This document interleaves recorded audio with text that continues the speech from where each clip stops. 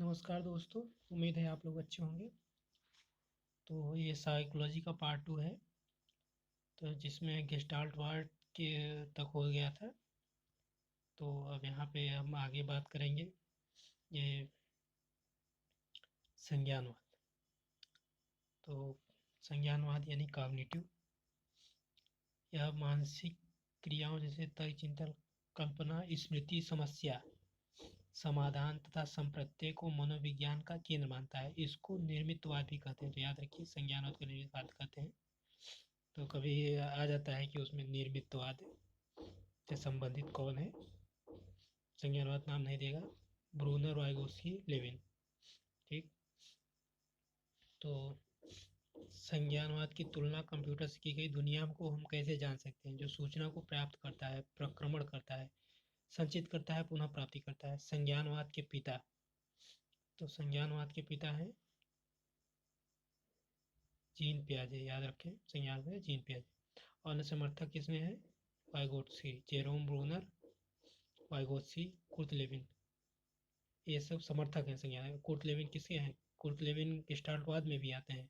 इन्होंने गेस्टाल्टवाद में भी क्या काम किया था, यहाँ संज्ञानवाद में भी इन्होंने अपना योगदान दिया है। ठीक। तो यहाँ से डायरेक्ट सीधा क्वेश्चन पूछता है, निर्मितवाद या संज्ञानवाद से कौन संबंधित है? जीन पियाजे, वाइगोत्स्की। अगला है मनोविश्लेषणवाद, साइको एनालिटिक, 1900 में, और इसके प्रतिपादक सिगमंड फ्रायड, वियना। तो स्थान कौन सा है? वियना। प्रतिपादक सिगमंड फ्रायड, यही मुख्य बात है। उसके बाद इन्होंने मन के 3 प्रकार बताए: चेतन, अर्धचेतन, अवचेतन। तो इन्होंने मन के 3 प्रकार बताए। चेतन, जो 1/10 भाग होता है, इसका संबंध वर्तमान तथा वास्तविकता से है। अर्धचेतन या अवचेतन, किसी कोई वस्तु देकर भूल जाना। अगर यदि आपने किसी को बुक दी, किताब दे दिए या पैसे दे दिए, भूल गए, वो अवचेतन में चला गया, अर्धचेतन में चला गया। अचेतन, 9/10 भाग, सबसे व्यापक मन। सबसे व्यापक मन जो दबा हुआ था, सर्वाधिक प्रभावित करने वाला मन, दमित इच्छाओं का भंडार। आपके अंदर कई सारी ऐसी बातें हैं जो अंदर ही है, वो कैसे पता चले, वो आपको भी शायद न पता चलती हो। तो सबसे जो व्यापक मन है वही है अचेतन मन, जो नहीं दिखता हो। अ जहाँ लग जाए यानी निगेटिव, यानी चेतन का उल्टा निगेटिव। चेतन 1/10 है, चेतन का उल्टा अचेतन, उल्टा हो गया है, यानी अ यानी निगेटिव यानी उल्टा। तो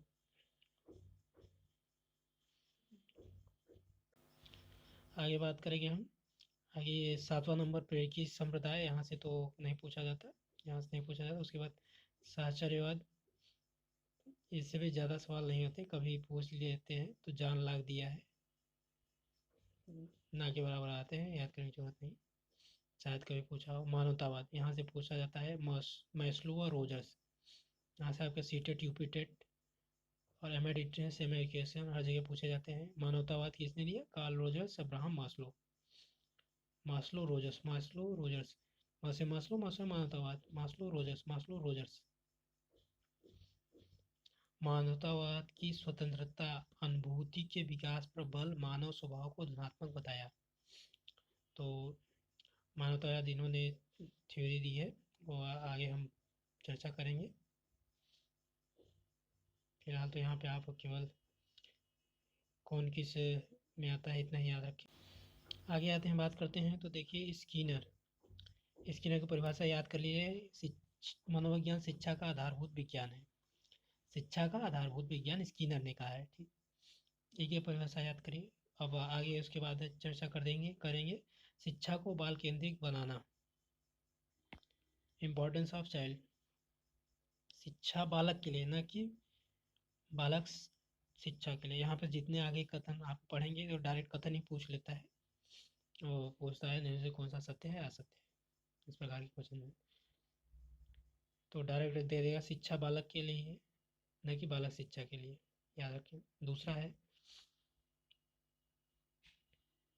बालक की अवस्थाओं को महत्व देना, importance of various stage of child, बालक की अवस्थाओं को महत्व, यानी बालक किस अवस्था में है, कैसी अवस्था में, बाल्यकाल है, किशोरावस्था है, उसके हिसाब से आपको कार्य करना है। तीसरा है रुचियों, मूल्यों, प्रवृत्तियों को महत्व देना, शिक्षण प्रदान करना, उनकी रुचि कैसी है, वो किस में इंटरेस्ट ले रहे हैं, उसी के हिसाब से शिक्षण देना। चौथा है पाठ्य सर्वांगीण क्रियाओं को महत्व देना, सर्वांगीण विकास के लिए। उनका सर्वांगीण विकास कब होगा, जब पाठ्य सर्वांगीण क्रियाओं को महत्व देंगे, यानी केवल किताबें पढ़ाना लिखाना यही नहीं, खेल कूद, संगीत, ये सब भी करें, ओलंपिक में जाएं, मेडल लाएं, खेल कूद करेंगे तभी तो देश का नाम रोशन करेंगे। या पढ़ के किताब कितना वो विकास हो जाएगा, उससे सर्वांगीण विकास नहीं कहेंगे। पांचवा है मापन और मूल्यांकन की नई विधियों को महत्व देना, निदानात्मक परीक्षाओं का प्रयोग, मापन और मूल्यांकन की नई विधि, इसमें कैसे, ऐसा नहीं कि पुरानी विधि चलते रहे जिससे छात्र का नुकसान हो जाए।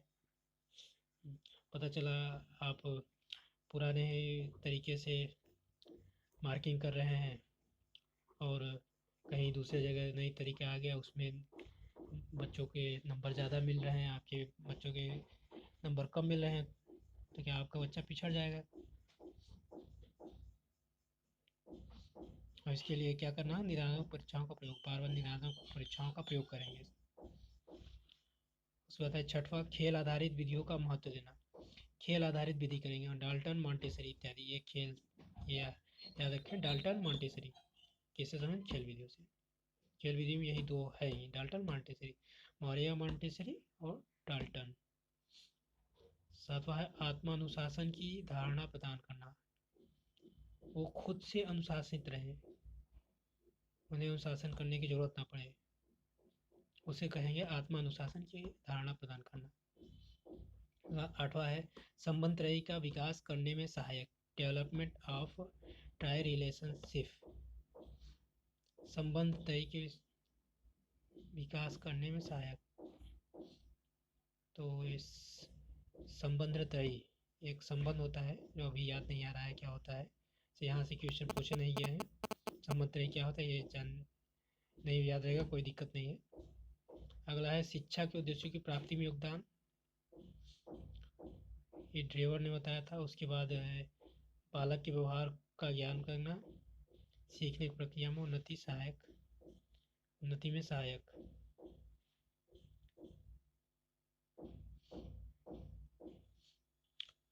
तो संबंध त्रयी देख लीजिए आप लोग, यहाँ पे है।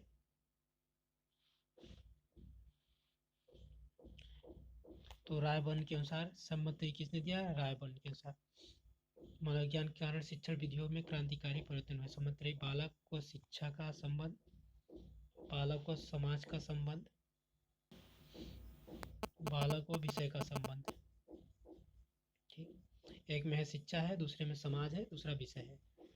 बालक तीनों में है, बालक है, बालक शिक्षा, बालक समाज, बालक विषय।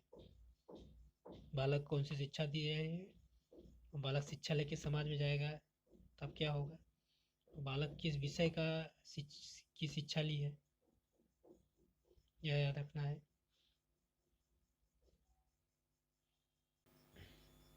आगे बात करेंगे हम शिक्षा मनोविज्ञान का विकास, डेवलपमेंट ऑफ एजुकेशन साइकोलॉजी। शिक्षा मनोविज्ञान 1880 ईस्वी में फ्रांसिस गाल्टन के योगदान से प्रारंभ हुआ। प्रारंभ किसने किया, फ्रांसिस गाल्टन, फ्रांसिस गाल्टन। शिक्षा मनोविज्ञान वह शाखा है जिसका संबंध शिक्षण अधिगम प्रक्रिया से होता है, इसे शिक्षण व अधिगम का विज्ञान कहा जाता है। उत्पत्ति 1900 में, निश्चित स्वरूप धारण किया 1920 में Thorndike, jot, Terman, Stanley, फ्रोवेल, Herbert के प्रयासों से। स्किनर, शिक्षा मनोविज्ञान अपना अर्थ शिक्षा से जो सामाजिक प्रक्रिया है और मनोविज्ञान से जो व्यवहार संबंधी विज्ञान है ग्रहण करता है। काल्पनिक शिक्षा विज्ञान की शुरुआत की प्लेटो से, स्किनर शिक्षा विज्ञान की शुरुआत की अरस्तू से। प्रथम मनोवैज्ञानिक शैक्षिक थॉर्नडाइक। तो यहाँ से एक क्वेश्चन, प्रथम शैक्षिक मनोवैज्ञानिक थॉर्नडाइक, यह पूछा जाता है, बाकी कुछ नहीं पूछा जाता है। कहाँ शुरुआत हुई, फ्रांसिस गाल्टन। दो क्वेश्चन यहाँ से, ठीक।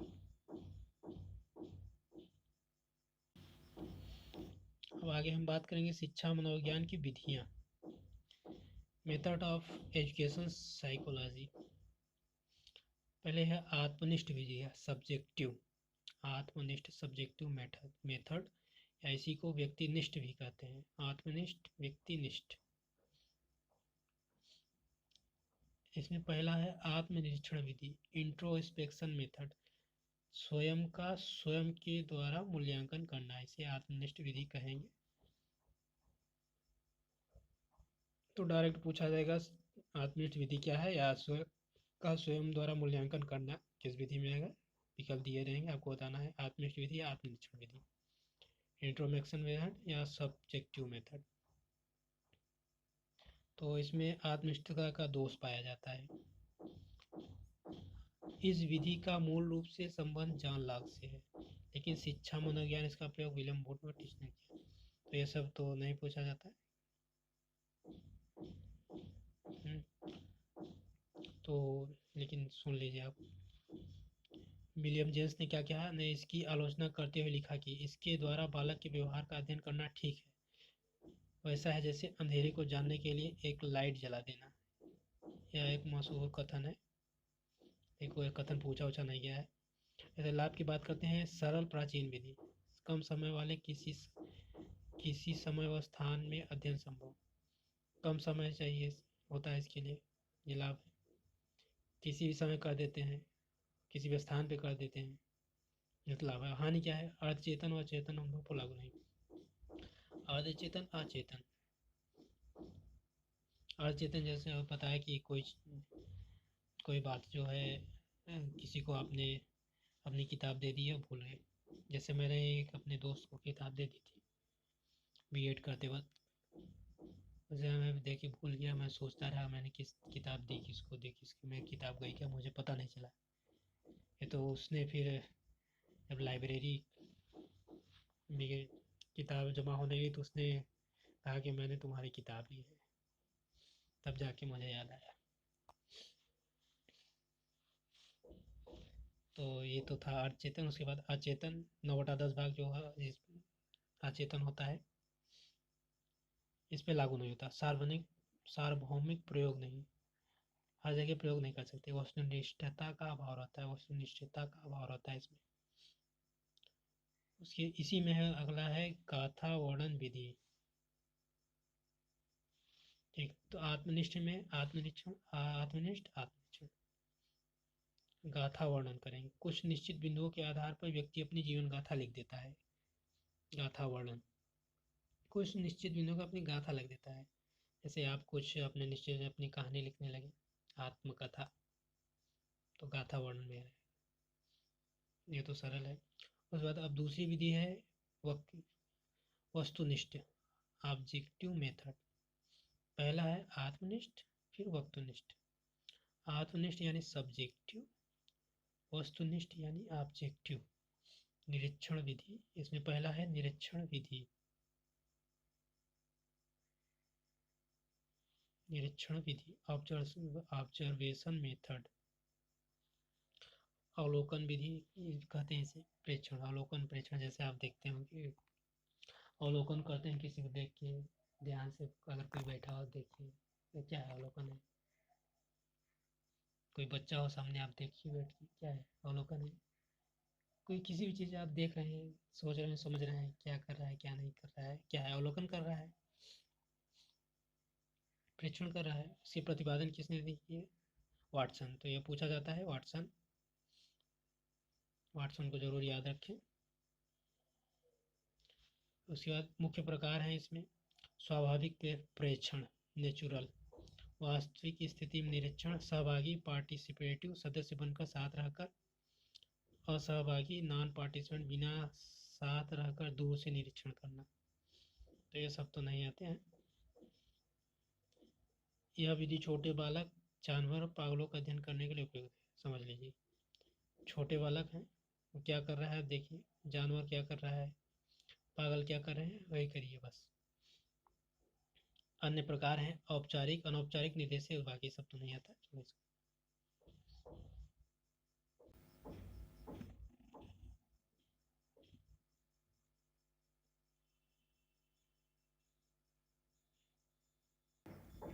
प्रयोगात्मक विधि में यानी एक्सपेरिमेंटल मेथड में विलियम वुड है। बाकी बस यही याद रखना है, बाकी सब कुछ याद नहीं रखना है।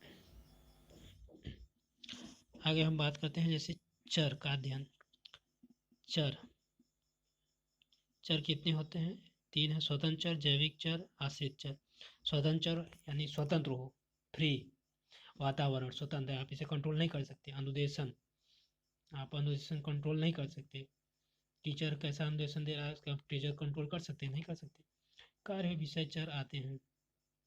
कार्य व विषय, कोई भी कार्य हो वो क्या विषय है, वो सब चर क्या आते हैं स्वतंत्र चर में। जैविक में है आदत की शक्ति, आपकी क्या आदत है। चालक, प्रोत्साहन, अवरोधन, व्यक्तिगत विभिन्नताएं, सब जैविक चर। आश्रित चर यानी जिन पर प्रभाव का अध्ययन होता है, जिन पर पड़े प्रभाव का अध्ययन होता है, इसे आश्रित चर कहते हैं। तो ये कोई खास नहीं है। अगली हम बात करेंगे, तीसरा है व्यक्ति इतिहास विधि, केस स्टडी मेथड। ठीक, केस स्टडी मेथड, तो इसे निदानात्मक विधि भी कहते हैं। प्रतिपादक टाइडमैन है। टाइडमैन याद रखिए, भूतकाल से लेकर वर्तमान काल तक का अध्ययन। केस स्टडी कर दो, केस स्टडी, जैसे फिल्म में या टीवी में से केस स्टडी कर रहे हैं, केस स्टडी कर रहे हैं, उसके पूरा शुरू से लेकर अंत तक पूरा स्टडी कर रहे हैं। भूतकाल से लेकर वर्तमान तक का अध्ययन। किसी का जैसे फिल्म में देखे होंगे, किसी का जैसे मर्डर वर्डर हो जाता है तो उसका केस स्टडी करते हैं। मतलब जब तक वह व्यक्ति जीवित था, उससे पहले भी, बचपन से लेके उस मृत्यु के बाद भी क्या हुआ, कैसे हुआ, उसका भी पूरा अध्ययन करते हैं। यानी जन्म से लेकर मृत्यु तक पूरा, भूतकाल से लेकर वर्तमान तक का अध्ययन केस स्टडी में आता है। इस विधि का प्रयोग मूल रूप से समस्यात्मक बालक, बाल अपराधी बालक, मानसिक रोगी, प्रतिभाशाली बालक को अध्ययन किया जाए। जैसे समस्यात्मक बालक का करेंगे तो समस्यात्मक बालक क्यों समस्या उत्पन्न कर रहा है, वो क्या समस्या है उसकी, उसका बैकग्राउंड तो जानेंगे तभी तो। हो सकता है उसे बचपन से कोई समस्या हो, समाज में कोई समस्या हो, तो तब उससे समस्या बैकग्राउंड जाएंगे तब वो वर्तमान की समस्याओं का हल कर सकेंगे। ठीक, उसके बाद बाल अपराधी। बाल अपराधी कैसे बन गया है? या बचपन से गलत बच्चों के साथ रहता हो, इससे बाल अपराधी बन गया होगा, इसे सही शिक्षा नहीं मिली होगी इसलिए वो बाल अपराधी हो गया। तब पीछे का बैकग्राउंड पता रहेगा तब तो वर्तमान में उसका विकास कर सकेगा। उसका मानसिक रोगी, कोई मानसिक रोगी हो, ऐसे ही इसका भी प्रतिभाशाली होगा, बचपन से तेज दिमाग होगा। क्रो एंड क्रो क्या कहते हैं इसके बारे में? इसमें व्यक्ति विगत इतिहास व वर्तमान स्थिति शामिल होती है। इसका प्रयोग छात्र की गंभीर समस्याओं के समाधान के लिए करते हैं। इसमें आपको बस यही विधि क्या है, इसके प्रतिपादक टाइडमैन है, बस यही याद रखना है। और भूतकाल से लेकर वर्तमान काल तक का अध्ययन करते हैं, बस यही। तो केस स्टडी के बारे में टीपीएम क्या कहते हैं? किसी व्यक्ति या समूह का गहन अध्ययन, किसी व्यक्ति या समूह का गहन अध्ययन। गहन अध्ययन कब होगा? केस स्टडी होगा, केस स्टडी में गहन अध्ययन होता है। ये सोपान क्या है? सोपान पान तो नहीं आता, समझ लीजिए थोड़ा। बाकी केस ज्ञात करना, केस ज्ञात करेंगे, परिकल्पना निर्माण करेंगे, हाइपोथेसिस, परिकल्पना का निर्माण करेंगे। विद्यार्थियों, माता पिता, मित्र, अध्यापक और समाज से जानकारी करती है, हर व्यक्ति से जानकारी एकत्र करेंगे। जैसे पुलिस होती है तो सभी से पूछताछ करती है, किसी को नहीं छोड़ती ना, हर जगह से वो जानकारी इकट्ठा कर रही है, केस स्टडी कर रही है, आखिर हुआ क्या, मर्डर क्यों हुआ। सूचना का विश्लेषण, फिर जितनी सारी सूचनाएं मिली सभी से, विद्यार्थी, माता पिता, मित्र, अध्यापक, समाज की जानकारी, सभी से जो सूचना मिली उसको सूचना का विश्लेषण क्या करते, एकत्र करके विश्लेषण किया। इस समस्या को हल करना, उपचार के साधनों का प्रयोग करना, फिर उसका समस्या का हल करेंगे। समायोजन के साधनों का विवरण देकर सहायता। इस विधि का प्रयोग प्रतिभाशाली बालक, समस्यात्मक को समायोजित, असाधारण योग्यता वाले बालक, शैक्षिक व व्यावसायिक कठिनाई का पिछले बालक भी किया जाता है। सब छोड़िए, लाभ क्या है? विशाल व गहन अध्ययन में कुसुमायोजन के कारण जाने व उपचार करने, विशेष आवश्यकता को दूर करने व स्कूल की समस्या के अध्ययन में उपयोगी। दोष क्या है? व्यक्तिनिष्ठ है, समय अधिक लगता है, प्रशिक्षित व्यक्तियों की आवश्यकता। व्यक्तिनिष्ठ है, समय अधिक लगता है, समय बहुत लगा, केस स्टडी करें कितना समय लगा। वैसे भी आप देख लीजिए पुलिस जब केस स्टडी करती है तो कितना समय लगता है। बहुत लंबे लंबे केस चलते रहते हैं। ये तो केस स्टडी है। पता नहीं कितना समय लगे, कुछ पता थोड़ी नहीं। प्रशिक्षित व्यक्ति की आवश्यकता है, पुलिस जो है पहुंच ही नहीं पाती। क्यों? हो सकता है प्रशिक्षित ना हो, ठीक से प्रशिक्षण हो, जो जो प्रशिक्षण के लिए आवश्यक चीज़ें हैं वो और ना पता हो। प्रशिक्षण ठीक से ना मिला हो तो कैसे करेंगे? ठीक। तो अगला है प्रश्नावली विधि। अगला हम बात करेंगे प्रश्नावली विधि की। क्वेश्चनायर मेथड कहते हैं इसको, पेपर पेंसिल विधि भी कहते हैं। ठीक, इसे कहते हैं। आदिजनक सुकरात है। मनोविज्ञान प्रयोग वुडवर्ड ने किया। गुड़वाहाट के अनुसार प्रश्नावली से तात्पर्य एक ऐसे साधन से होता है जिसमें एक फॉर्म के सहारे प्रश्न उत्तर दिए जाते हैं, तथा इसमें विद्यार्थी स्वयं भरते हैं। एक फॉर्म दे दिया जाता है आप लोग को, फिर उसको भर देते हैं। जैसे क्वेश्चन है वही प्रश्नावली है। तो इसका आदि जनक जैसे लिखा है कि जैसे सुकरात, आदि जनक है सुकरात। तो सुकरात क्यों कहा है? सुकरात जब सुकरात के समय जब वो निकलते थे कहीं बाहर, तो ऐसे ही लोगों से प्रश्न पूछते रहते थे। प्रश्न पूछते रहते थे, प्रश्नावली हो गई। प्रश्न से प्रश्नावली, क्वेश्चनायर। प्रश्न पूछते रहते थे, लोगों से फीडबैक लेते रहते, क्वेश्चन पूछते पूछते, तो उसी को प्रश्नावली विधि बना दिया। तो वहीं से इसलिए इन्हें प्रश्नावली विधि का क्वेश्चनायर का जनक कहा जाता है। ठीक। अच्छा, यह 4 प्रकार की थी। खुली युक्त प्रश्नावली, प्रतिबंधित प्रश्नावली, चित्रित प्रश्नावली, मिश्रित प्रश्नावली। तो ये सब आपको याद रखना नहीं है। ठीक।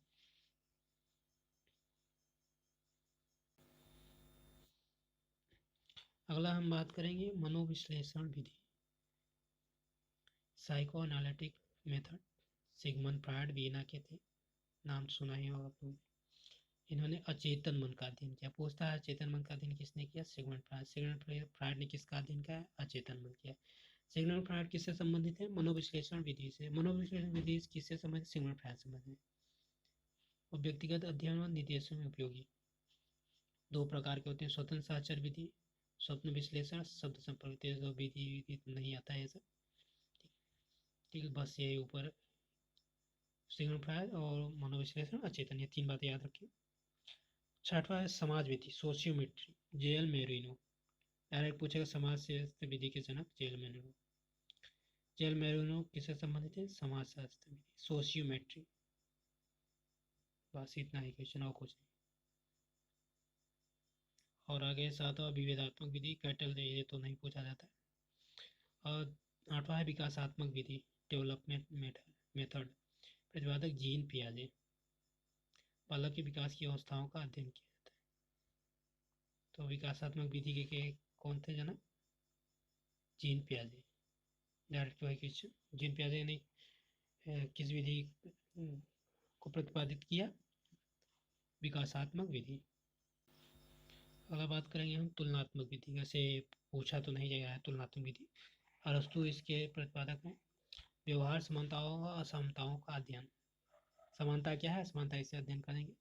और साक्षर विधि, विधि या शारीरिक कोरिलेशन।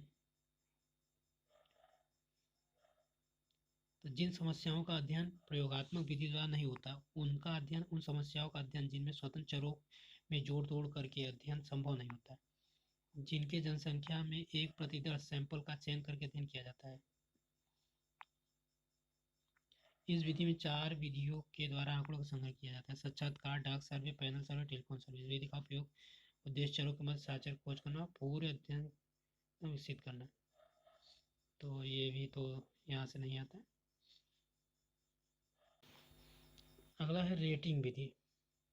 रेटिंग विधि तो बालक के व्यवहार की व्याख्या वर्ग मापनी पर किसी स्वाभाविक परिस्थिति में, जैसे खेल का मैदान इत्यादि में करते हैं। आंकिक रेटनी, आकृतिक रेटनी, बाधिक रेटनी।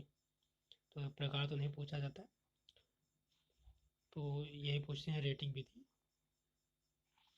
बालक के व्यवहार की व्याख्या वर्ग मापनी पर किसी स्वाभाविक परिस्थिति में, जैसे खेल का मैदान इत्यादि में करते हैं, तो वहाँ पे रेटिंग देते हैं। जैसे आपको रेटिंग दे दी है, आप लोग भी जैसे गूगल प्ले स्टोर पर रेटिंग देते हैं, 5 स्टार बना रहता है ना, 5 स्टार में कितने दे देते हैं? कोई 1 दे देगा, कोई 2 दे देगा, कोई 3 दे देगा, 4 दे देगा, कोई 5 पाँचों दे देगा, अपने अपने हिसाब से जैसा आवश्यक है। ये रेटिंग विधि है। जैसे वहाँ पे बच्चों को रेटिंग दे दिया जाता है 4 अंक दे देंगे, 5 अंक दे देंगे, 3 अंक दे देंगे। खेल के मैदान में ये कैसा प्रदर्शन कर रहा है, जैसा प्रदर्शन करेंगे उसी के हिसाब से देंगे। अच्छा प्रदर्शन पूरा 5-5 दे देंगे, मीडियम रहेगा 3 या 2 दे देंगे। और अगला है साक्षात्कार विधि। ये तो आप लोग जानते हैं, इंटरव्यू जिसे कहते हैं, हर जगह आजकल इंटरव्यू होता है। तो आमने सामने बैठकर विचारों का आदान प्रदान करना साक्षात्कार कहलाता है। इसके 2 प्रकार हैं, संरचित प्रश्न निश्चित क्रम में व असंरचित, इसमें कोई निर्धारित क्रम नहीं होता है। तो आमने सामने होता है, तो जैसे आप जाएंगे तो कहीं देंगे तो पहले से प्रश्न तैयार रहे। मान लीजिए आप इंटरव्यू देंगे, पहले से वो प्रश्न तैयार है उनके पास है, वही वही पूछना है। जैसे आप जितने भी देश के प्रधानमंत्री या मुख्यमंत्री सीएम कहीं भी को हो इंटरव्यू होता है, वो तो संरचित रहता है प्रकार का। और अगर मोदी जी का इंटरव्यू लेंगे तो संरचित रहेगा, पहले से पेपर प्रश्न तैयार रहते हैं, क्या क्या लेना है वो पहले से बता दिया जाता है, पीएमओ को बता दिया जाता है कि ये प्रश्न पूछा जाएगा, हर देश का है ये। तो संरचित प्रश्न निश्चित रहते हैं। और दूसरा है असंरचित। असंरचित यानी संरचित न हो, यानी कुछ भी रैंडम पूछ लिए हैं, आप कहे देने जो मन आया पूछ लिए हैं, उसे असंरचित कहते हैं। आगे बात करें शिक्षा मनोविज्ञान विधियों का सामान्य वर्गीकरण। विधियाँ कौन कौन सी, उनका सामान्य वर्गीकरण क्या क्या है। अवलोकन विधि, इसमें 3 विधियाँ शामिल है। अंतर्मुखी अवलोकन, आत्मनिरीक्षण मतलब खुद क्या क्या करना है, अपने से करना है, अपने का करना है। बाह्यमुखी अवलोकन, बाह्य रूप से करना है अवलोकन। प्रयोगात्मक विधि, प्रयोग के द्वारा अवलोकन करना है। ये अवलोकन की विधि 3 विधियाँ हैं, तो ऐसे तो नहीं पूछा जाता है। और दूसरा है प्रतिपादन की विधि, 5 विधियाँ हैं। मनोविश्लेषण, केस स्टडी, विकासात्मक, तुलनात्मक, रोग विज्ञान समझ। मनोविश्लेषण सिग्मंड फ्रॉइड जानते हैं, केस स्टडी ये भी जानते हैं आप।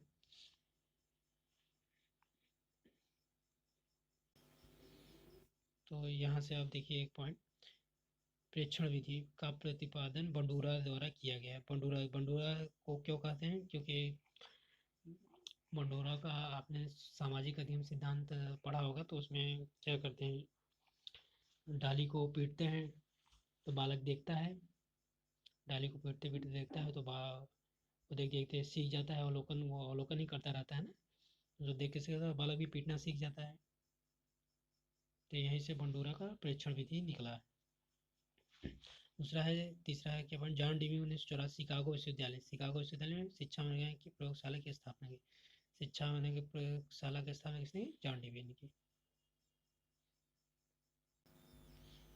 तो उम्मीद है आप लोगों को यह क्लास अच्छी लगी होगी। तो यदि आप लोगों ने चैनल को सब्सक्राइब नहीं किया हो तो सब्सक्राइब करें, लाइक करें और शेयर करें, अपने दोस्तों को बताएं।